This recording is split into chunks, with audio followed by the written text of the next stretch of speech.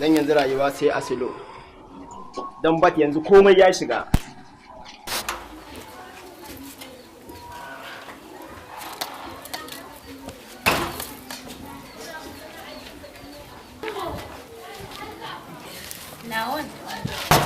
Idan ka ga yarinyar nan tana gurmishi karɓa za ta yi daga wajen samari lashe moni.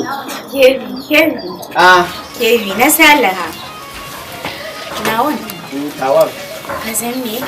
Wallahi wani anko ne na zile ankon ya bala'in kyau. Kuma zai mun kyau sosai. Sai ma ka gani.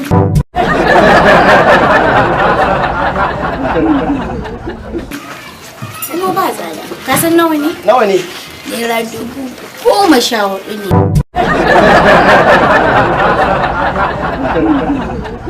Kacal ba tsada. 14,000? Allah ke bi.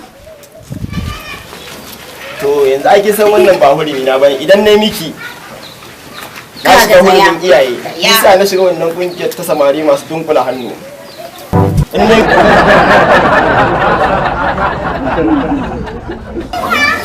ina zance ma bai fi dan yin magana wanda zan yi dan sai miki data ko da wani giga bane ba. To ka ga ba wannan ba idan ba za ka mun na zulai ba kamar na zuwa yara kawai shi kuma 12,000 ne kawai. Ai ba na dole ba.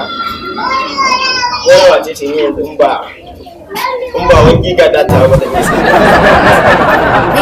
Kadda ka ce min kai ma ka shiga cikin samarin nan ne masu matsi a ai nan da kika gani hannuna a dunkule yake ina cikin kungiyar nan ta samari masu dunkula hannu. Gaskiya Kebi da matsala.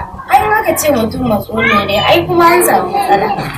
Yanzu Kebi duk dan wannan farin da nake ma da ɗan murmushin nan naira 14,000 ne ba za ka iya bani ba. Ai ni ne ko fita ba da iya ba ki.